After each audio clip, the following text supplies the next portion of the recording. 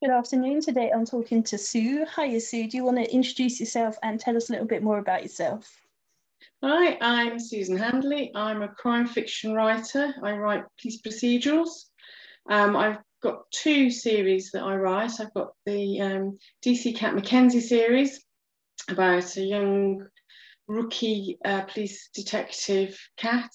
And I've got a second series, which is the DI Matt Fisher series, and Matt is a blind detective. Matt was once a pro footballer, and then following knee surgery, he had to give that up and joined the police force and became a detective. And then following an acid attack, was blinded. And this is his first case, paid in blood. The first book is his first case back on the force as a detective, seeing whether or not he can hack it. Apart from those two series, I've written two anthologies of short stories, all crime-based. They are more of a mix. There's some police procedural, there's some cozy crime, there's some darker crime. So generally, as long as it's crime-based, that's the sort of thing I write. And that I don't write under any other pen names, any other genre. So that's it, really. I live in Kent with my husband and two cats, Charlie and Porridge. And when I'm not writing, I'm gardening usually, or walking, but gardening mainly. Did you always want to be a writer?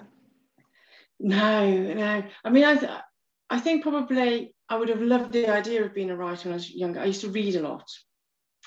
And I think, to be honest, if I'd have known about like literary agents or jobs like that when I was a teenager, I think my career might have gone a totally different direction, but I just didn't even know they existed. So I went down a chemistry route. So I became a chemist briefly, hated it. So then I retrained as an accountant, not quite so briefly, but still hated it. And then I started work in more senior jobs in the public sector, still hated it. And so I used to write just for enjoyment, so just for leisure, really, and loved it. And so I found myself wanting, I'd take days off work so I could spend a day writing. And when it got to the point where I was like writing 4 nights a week, and was really regretting the day job for getting in the way with my writing. So that's how it came about, really. And was it crime fiction you read that made you decide to write crime as well?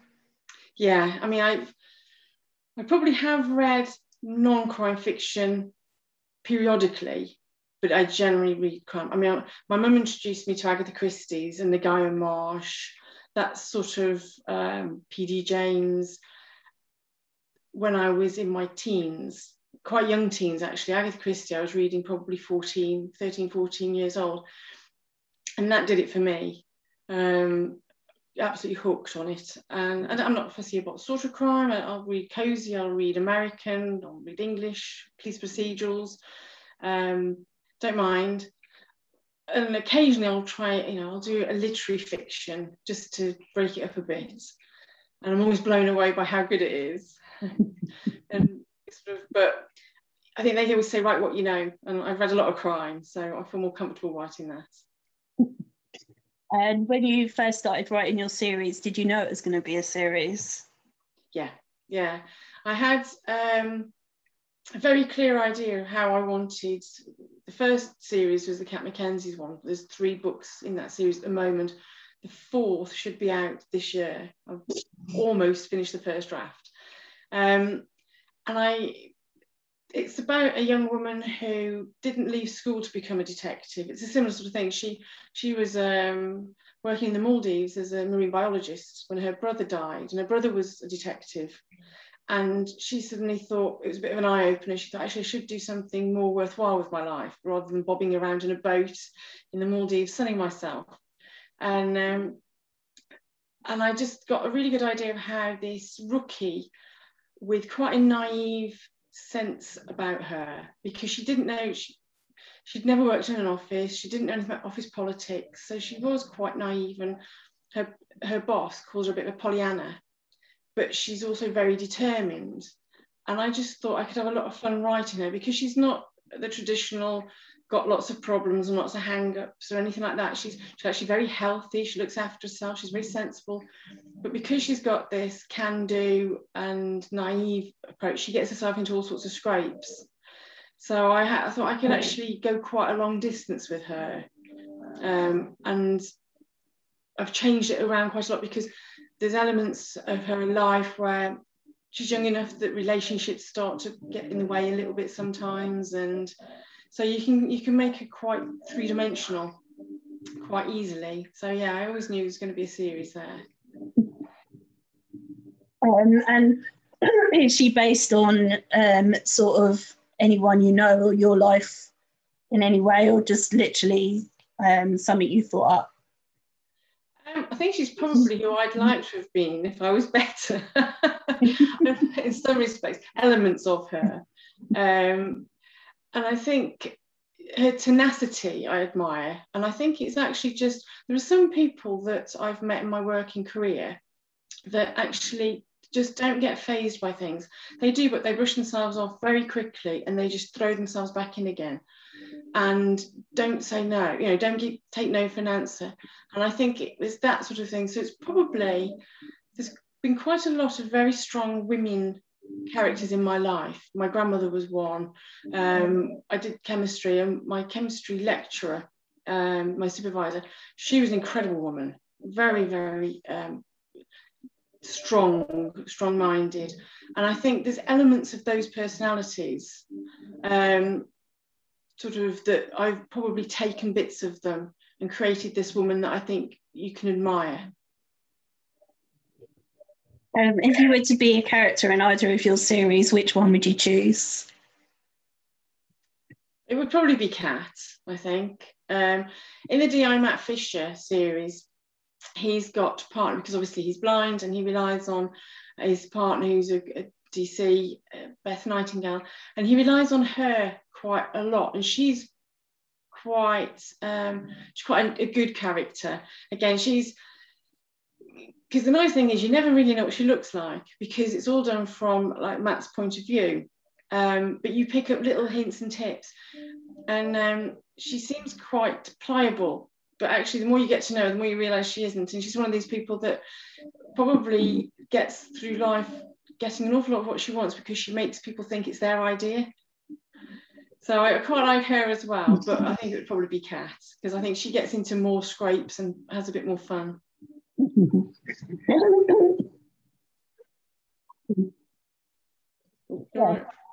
Yeah, too much talking.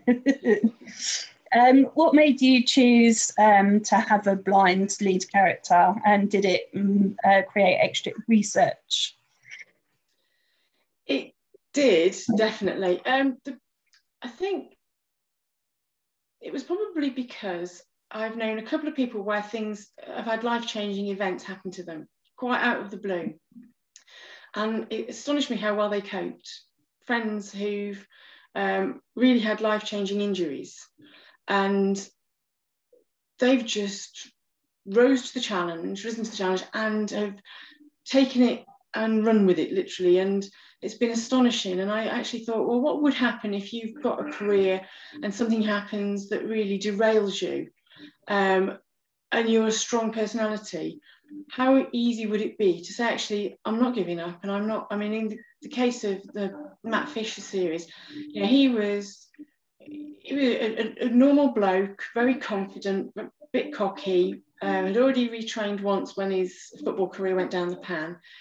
And the fact that he was a bit of a hero. He saved a woman from having this acid thrown in her face, and in turn put it in his own face and was blinded. And I thought, I don't think somebody like him would give up that easily. And the question is whether or not the employers would let him. But actually unions, I think, could argue quite strongly that he could still do his job, because actually quite often they go out in pairs anyway. As long as he's not having to drive, there's nothing. He's got a guide dog, so he is mobile and he can get around. He's paired with this young woman who, by all rights, needs some coaching, so she can take him around and explain the scenes. But it is his first case back, and he has he's got to prove himself. And the management, the police senior management, aren't convinced he can do it. And actually, I think it's a case of they're waiting for him to fail. And they're sort of, the union reps have forced their hand to say, actually, unless he proves himself incapable, you've got to judge him as capable. You can't, otherwise it's a disability discrimination. So it's, no pun intended, but all eyes are on Matt and can he do the job? And actually, as he starts to investigate the case, he starts to doubt whether he can do it. He's not sure if he can actually hack it anymore, because things happen where he thinks, if I could see, I wouldn't have made that mistake. So he starts to question his own abilities, which gives it an extra dimension, really. But in terms of research, I was lucky enough that I made contact with a guy through Twitter, actually, who's blind. He's got a guide dog. And I mean, he rises to the challenges. He's run marathons. He's done these parachute dives in these cylinder things. He's water skied. He cycles. So, you sort of contact with people like that. You think, actually, why couldn't a guy continue to do his job? And the blind guy that I know, he works full time. So it's doable. And I think the more people are challenging themselves with disabilities, the more the establishment has got to challenge how they work and facilitate people with disabilities actually continuing to do their job, albeit with some support. So it was, and it was interesting from the police procedural side as well, because I got a DI from Kent Authority, Kent Police, to read it, and she came up with some really good suggestions as to how you can introduce more tactile elements in the writing to give more depth about what it would be like on the scene. Because obviously you can't use the same descriptions of what you can see, but what you can smell makes a big difference. Blood smells very strongly, and the whole element of things that you hear, that you'd hear maybe more acutely, that you'd smell, that you'd feel. So it was actually, as an author, it was a real challenge to be able to write a book without having to rely on the visuals. So that was interesting. Yeah, I love that. That's awesome. Yeah. And what's the most interesting thing you found out when doing research for your books? I'm not sure it's most interesting to most people, but I love the medical elements. I love the talking to you about doing forensic science. I think it's the forensic science inroads that allow a case to be not only solved, because actually quite often I think in police, they know who's done something, they know what they've done, they know how they've done it, it's proving it. And I quite like reading all the science side. Having done a science degree myself, I suppose I personally get drawn into that. And I like using that so that you can get a better sense of closure at the end of the book, because I like to be able to prove something's been, the way that the crime has been committed. And I like to use just elements of science so that the police then are more sure about getting a proper conviction. So I think it's that side that, again, it adds to sort of being one-dimensional, really, I suppose. And we were talking before, and you said that you're an indie publisher and indie author. Have you made lots of author friends since you became an author? I wasn't lots, but I have made some. I think using a lot of Facebook groups has really helped. And before lockdown, I used to run Ashford Writers, Ashford in Kent. We used to have a small writing group, and that was quite good. So I met quite a few authors and got good friends out of that. Obviously, since lockdown, haven't seen anybody. And we did try to do it online with Facebook, and that just didn't work. The dynamic was so different. I mean, that was really good, because I used to write a short story every fortnight. And that was a really good thing to just practice different writing styles, practice different story styles. And so that's how I ended up with 2 anthologies of short stories, because they were the stories that I was writing for that. So, yeah. And would you like to go to some of the events once they all start happening again? Oh, I'd love to go to Harrogate's. I'd love to go to Harrogate's. Yeah, I went, funnily enough, I went to London Book Fair donkeys years ago. And it wasn't until I'd sort of been and gone and then read about other events that I realised it's probably not the right one to have gone to as an indie. I mean, I did sit in on some sessions which were quite helpful. I was lucky enough to meet James Patterson, which was quite good, and got a couple of signed books from him. And I had a session with a literary agent who'd read sort of part, I think it was a short story I'd written. And so I got feedback from them, which was quite good. So, but yeah, I'd love to.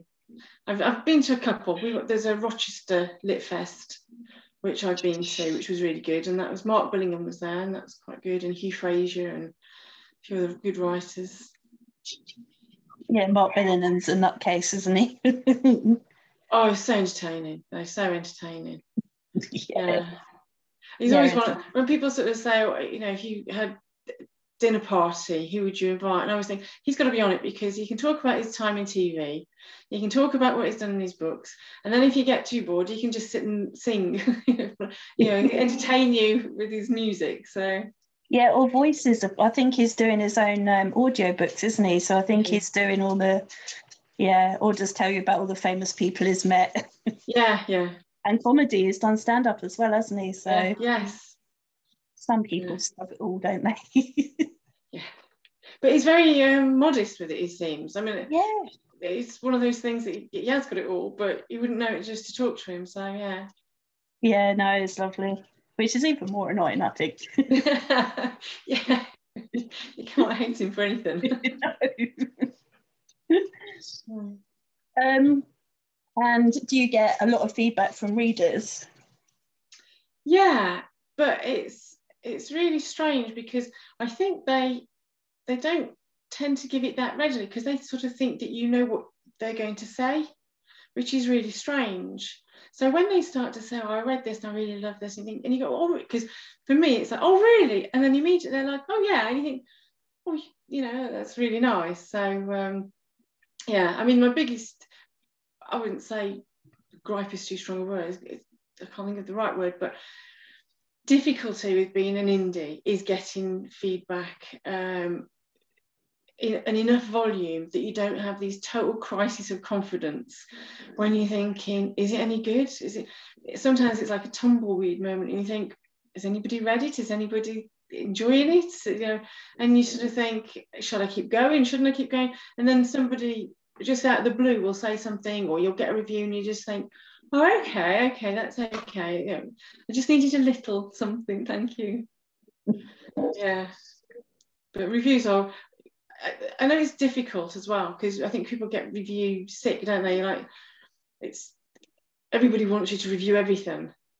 So it is difficult. And also, I think if you're not a writer, especially when for Amazon to have a review rather than just a rating, I think people find it difficult, because I think they feel, well, I don't want to be able to, I don't know how to put it into words.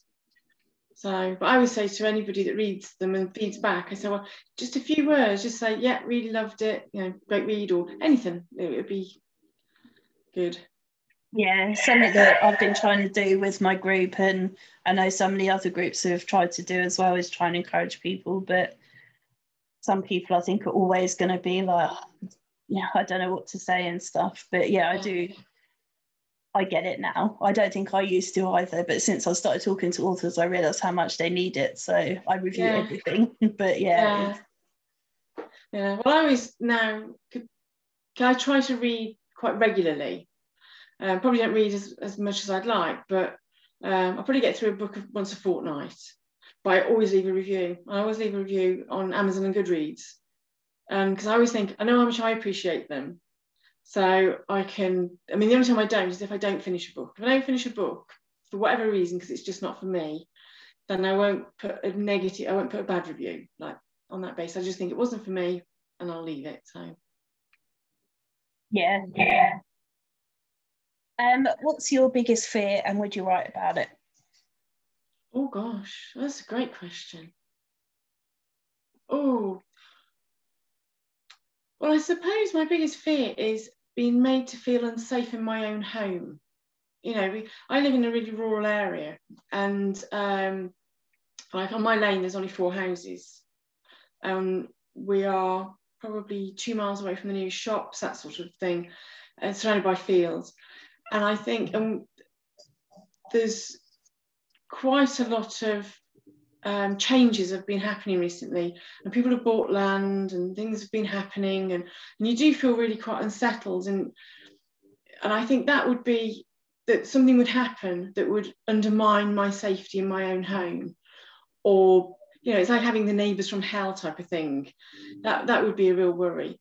And yes, I would definitely write about it. And there's elements of things that have happened in the vicinity where I live that I've actually factored into the Cat McKenzie book 4 that I'm writing at the moment, because there were things that were happening that I found really unsettling, and the emotion that it generated I thought was such a powerful emotion. I thought I really need to cash in on that and actually write in a story, because I always think you need some emotion to be the catalyst for your stories, so that if you care, then the reader will care, hopefully.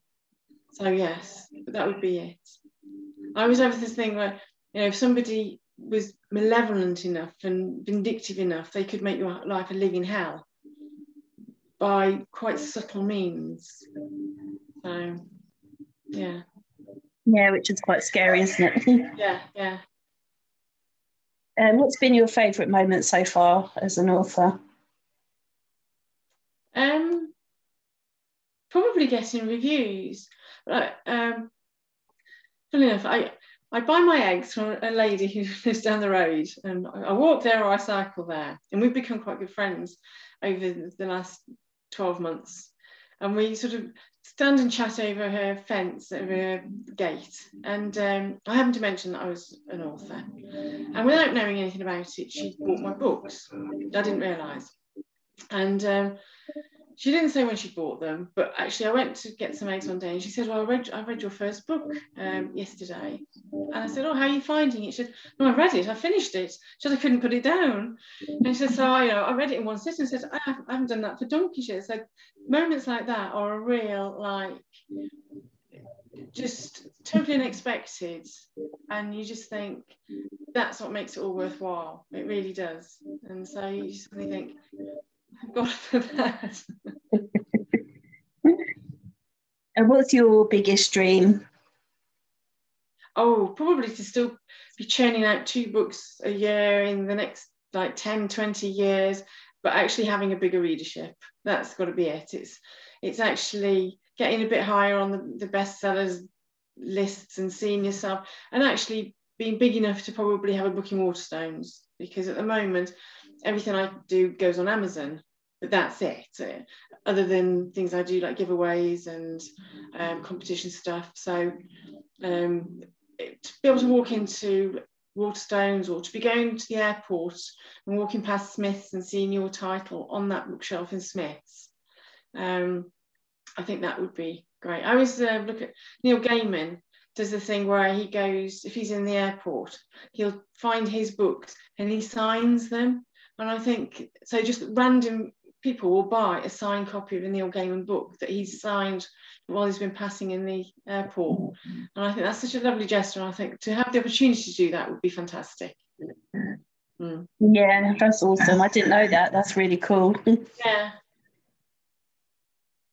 If you're able to spend a day with an author, dead or alive, who would you like to spend a day with?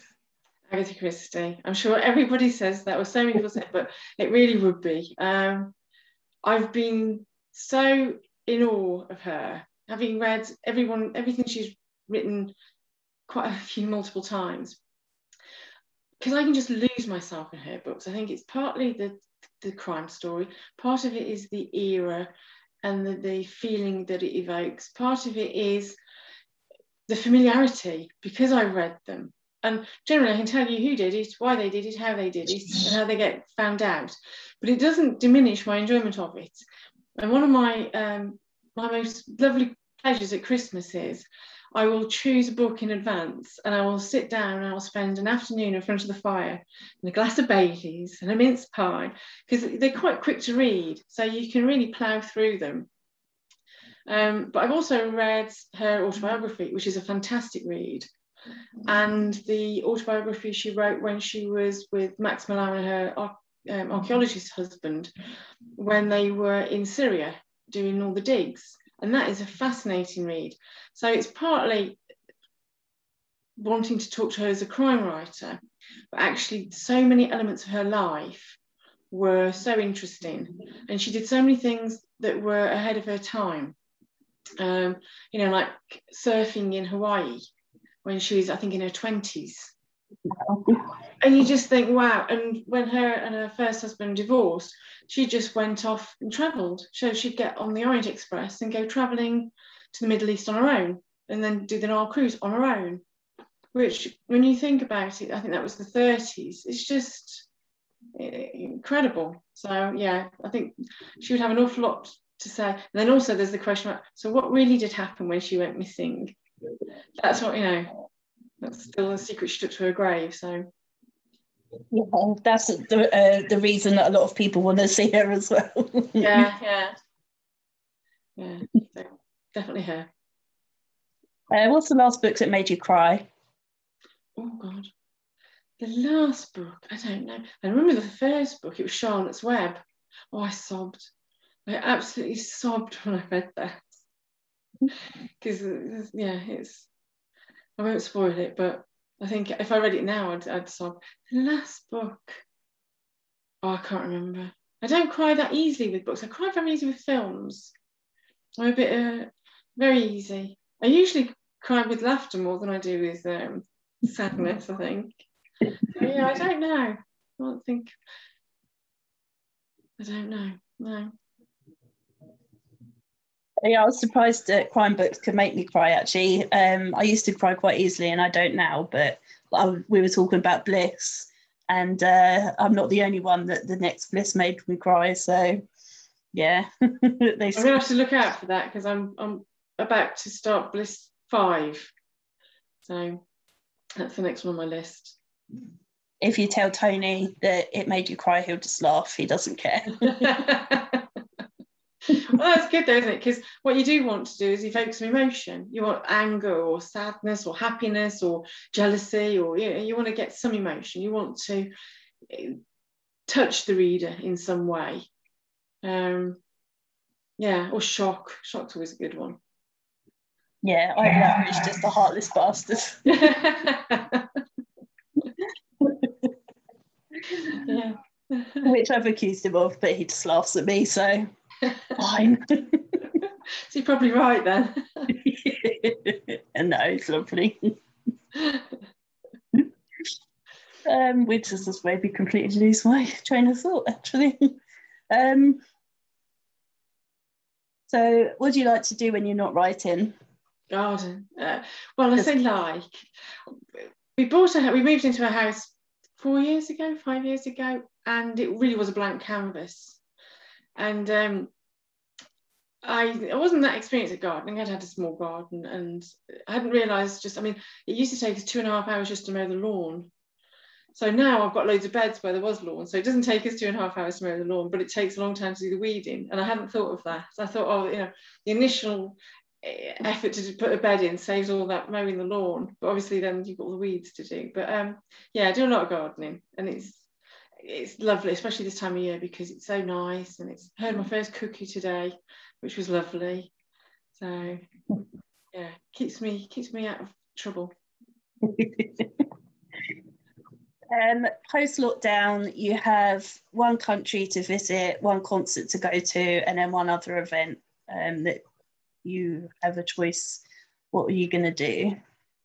Well, country, I was supposed to be going to Sardinia, and I was supposed to be going last year, and it got cancelled. And then I was supposed to be going this year, and literally Friday they said it's not going to happen, so it's going to be next year. So I think my long-awaited holiday in Sardinia would be my holiday. Concert, it would have to be the Foo Fighters. I love the Foo Fighters. I've seen them several times already. And mainly because they also always have great support acts. So you don't just go and see the Foo Fighters. They've been supported by Queen, which is mad. You know, Queen supporting Foo Fighters. Well, actually, it wasn't supporting. They were on stage with them. Motorhead on stage with them. And so it's just been... so you always know you're in for a really good night. And one of the events, oh God, just to get together with my mates, that would be nice, you know. And we're working on the house. We had quite a big extension put on, and the house has been renovated entirely. And we kept saying to our friends, yeah, we'll have a housewarming, we'll have a housewarming. We haven't had a housewarming. And we just keep saying it'd be really nice to bring all of our friends together and in the same place, and actually maybe even go indoors if it's cold would be nice. So that would be it, yeah. Who was your first celebrity crush? My first what? Celebrity crush. Oh.